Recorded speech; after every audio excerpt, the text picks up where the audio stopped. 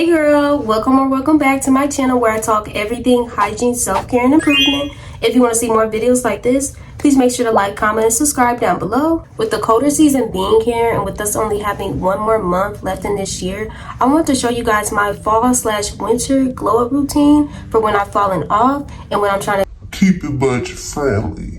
I don't know if it's just me, but for some reason these past few months have been really rough. Let me remain positive. This is me being positive. Because of how busy I've been finding it really hard to keep up with my self-care and self-maintenance routine. And with that being said, as well, as we know, in this economy, things are pretty expensive right now. And to be really frank, I don't have the time or the money to be paying for certain beauty services. We gotta be responsible.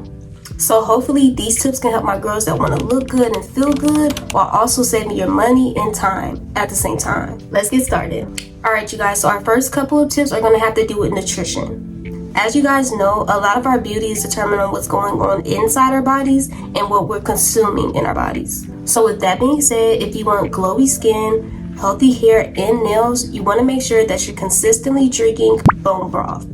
Bone broth has the ultimate benefits because it's full of all the protein, collagen, vitamins, and minerals that you need. I personally drink chicken, although I do know that beef has a little bit more protein and collagen in it. Either way, they're both really good options. Bone broth is so good in the morning because not only does it give you a boost of energy, it kickstarts your digestive system so everything can start moving. As someone who just naturally bloats a lot, this has helped me so much with keeping my stomach flat throughout the day. And it's just a nice little warm, soothing drink to drink in the morning time. And I can personally attest to this because whenever I was consistent with drinking bone broth, my skin was clearer, smoother, and more hydrated. Now, I don't remember noticing any difference in my nails and hair, but this time around, I'll keep note of that. Tip number 2. This time of year, I'm making sure that I am eating enough fiber every single day. Well, hold on on that. Hold on.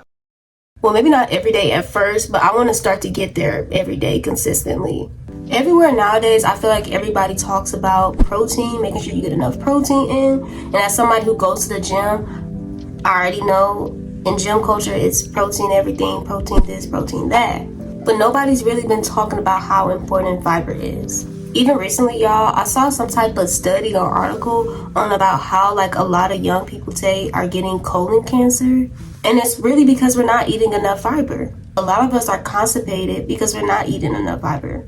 Fiber is good for us because it helps us go to the bathroom, it helps regulate our blood sugar levels, lowers our cholesterol, and helps in preventing diabetes and certain types of cancers. They say the recommended amount of fiber for women ages 19 to 50 are 25 grams a day. So I'm just going to give you guys a list of things that I eat that are high in fiber and how I add it into my daily routine. Okay, so in the morning, I like to have turkey and eggs. That's a good source of my protein. And then for my fiber, I like to have berries. A lot of fiber is in berries. So I will usually switch it up between blueberries, raspberries, and blackberries. If you don't want to eat the fruit plain, you could have yogurt with the berries or just a berry smoothie. And so because berries are typically expensive, what I like to do is go to Aldi's or any grocery store and make sure that I get a big pack of frozen berries. And then when I'm ready to eat them, I just sit them out for like 30 minutes or however long to thaw them out and you're good to go. Another fruit that I like to snack on that has a lot of fiber in it is pears. For this, I just go and get the little fruit cups of pears and I just eat it like that. Some other breakfast ideas that are high in fiber include oatmeal and also chia pudding.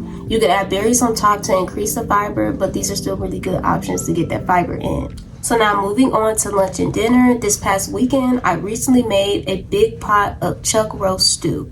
When I've usually made stew or my mom has made stew, it's really just been that roast, corn, green peas, carrots, and potatoes. But this time I added a whole can of pinto beans. I just chose pinto beans, but really any type of bean is good for you because they're all high in fiber. And on top of that, I really just recommend stew for these colder seasons in general because you can make a whole bunch of this that can last you a whole week and it can have all the nutrients you need from the protein choice of meat that you choose, the vegetables, the potatoes, and the beans. And I just love meal prepping in general. It just makes things so much easier throughout the week so that you're not spending a bunch of time cooking. And so for me, most likely when I get finished with eating all my stew, I'm gonna probably meal prep some chicken quesadillas with beans. And if nothing else, another idea of a lazy meal you can put together is you can have chicken or beef, your choice of protein, rice, and beans all together. Cook a whole bunch of that, put it in containers, and you can eat that all throughout the week while getting both your protein and fiber in. And of course, there are a lot more foods that are left out that are high in fiber. So y'all just look them up, choose what you like, and just try to incorporate that into your routine.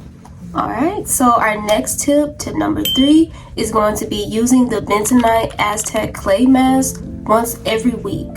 This mask has truly been my holy grail ever since I was a teenager. As an oily skinned girl that has struggled with acne, this mask has done wonders. And I use this one off of Amazon. Now what I like to do is mix it with apple cider vinegar. You can mix it with water, but it comes out a lot smoother when it's apple cider vinegar. And if you struggle with acne too and dark spots, I recommend adding turmeric to help lighten those spots up. Also, make sure to only use plastic spoons or whatever you're using with it, because I did read somewhere that if you use metal, it can mess up the effects of the mask. This too was another thing I've truly fallen off of.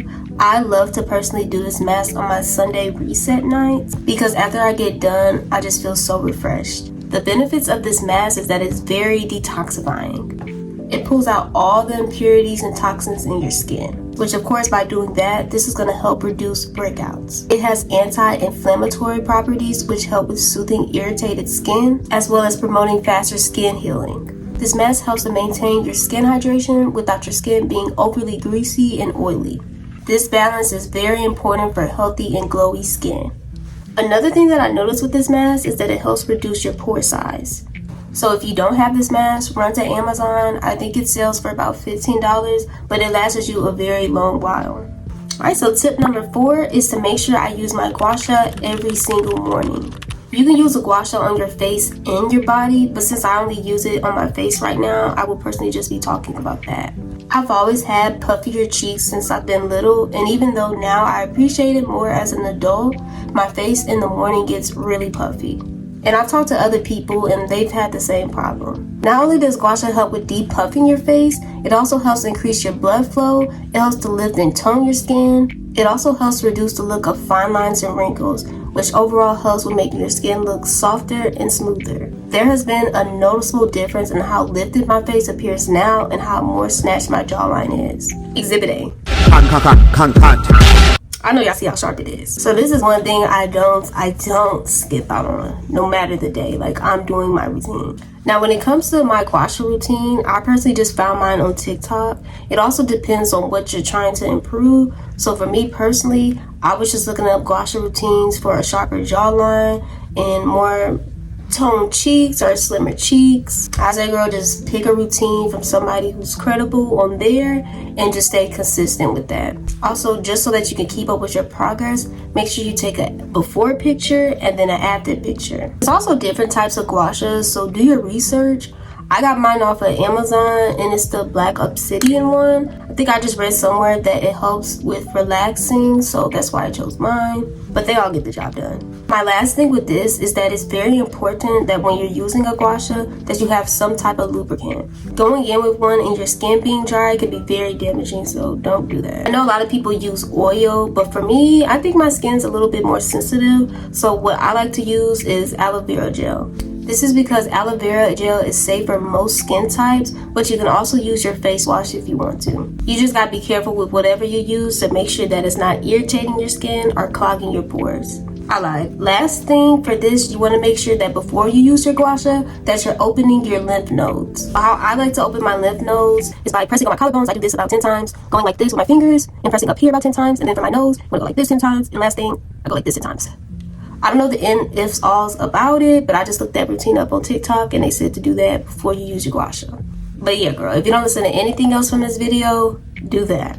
Tip number 5 is going to be making sure that you're working out at least 3 times a week. As a girly who just started a new job, my schedule has been kind of hectic, and unfortunately includes 12-hour shifts. Because of this, I'm absolutely not waking up early to go to the gym or going to the gym afterwards. I just don't have the energy for it. Back in high school, in them days, I could have the extra time to go to the gym 4 to 5 days a week, but now we got all different types of responsibilities and things we gotta get done. However, we must make sure that we're moving our bodies still daily. Exercise is very crucial for not only our physical health, but our mental health. Because it's getting darker earlier now, we're getting less vitamin D, which is helping to aid in a lot of people's seasonal depression. So more than ever, to prevent seasonal depression, getting up and moving our bodies, whether it be you walking, lifting weights, whatever, that's going to help us release endorphins, which is going to help our mood. And it's really easy to work out because even if you don't have time to go to the gym or you don't have a gym membership, you can easily look on YouTube for any workout to do. If you want to strength train, get you some weights off of Amazon, Walmart, wherever, get you a mat. You don't even need a mat, and you can look up a workout routine and you can just do it from home. Me personally, I do like to strength train at the gym, but if I don't have time, or even if I'm just not in the mood, I'll quickly look up a Pilates video or a yoga video, or I'll just take a walk around my block. It doesn't matter how, just make sure that you're doing it. Alright, so my 6th tip is to make sure that you Always. keep your eyebrows done. This is something I was lagging on. I was just filling them out, but girl, I was not shaping, I was not tweezing, and my eyebrows, they looked a mess. And I kept being like, oh, I need to get my eyebrows done, Girl, you can do it yourself. And it's all about your preference, whether or not you want to pluck them, tweeze them, shave them, do whatever, but just make sure that they're always looking presentable. Because your eyebrows are such a prominent face feature, they are so detrimental to how your face looks. They can change your entire face. And for me personally, I like to get my lashes done. I like having my hair done. But if it ever came down to something being done, it's always gonna be my eyebrows.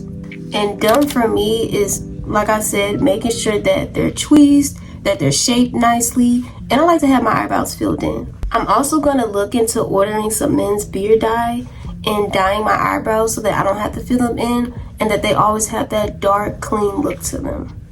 Keeping your brows done helps to enhance your facial symmetry and also helps with lifting your facial features. And how I learned to personally do mine instead of paying for them to get done is I just looked up a routine on TikTok. I recommend just looking up how to do them, maybe clicking on somebody who has a similar eyebrow shape that you have or an eyebrow look that you want to go for. Follow what they do and you're good to go without having to get them done. Because why waste your money paying for something when you can easily do it at home? Do not overestimate the power in having your brows done. So my last and final tip won't be anything physically, but it's going to be mentally. I used to do this all the time, but I'm going back to incorporating listening to my nighttime affirmations. Whenever I was consistently listening to my affirmations at night and falling asleep to them, I was in such a better mood. I got less irritated and stressed out from things going on throughout my day and was just overall happier.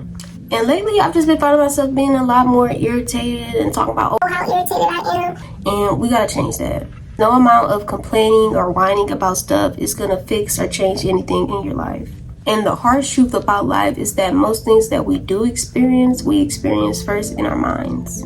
So it's up to us to set the tone for how we feel and what we think each day, and just how we respond to everything in our day-to-day life. So it makes sense if we keep thinking negative things like I've been thinking, we're only going to experience negative and we're not going to focus on the positive. If you want to improve your self-esteem, how you think, and just your whole life, you need to be listening to affirmations. This is going to help us reprogram our negative beliefs that are in our subconscious, because this will allow the affirmations to get past the critical thinking mind. So it's basically going to allow those affirmations to imprint your subconscious mind, which is basically where all your beliefs are. Staying consistent with this is going to be one of the biggest investments you can do for yourself.